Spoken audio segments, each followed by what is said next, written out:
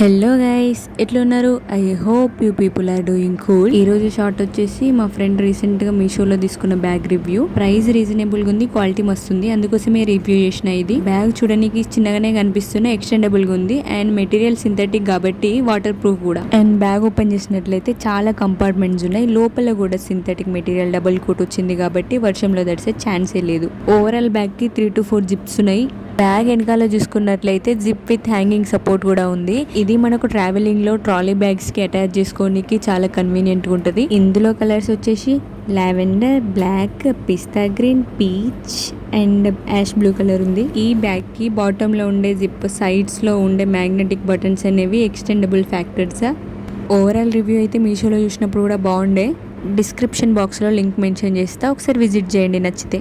चलो भाई फिर मिलेंगे. Please do like share comment and subscribe to my channel Telugu Kutty from Kerala.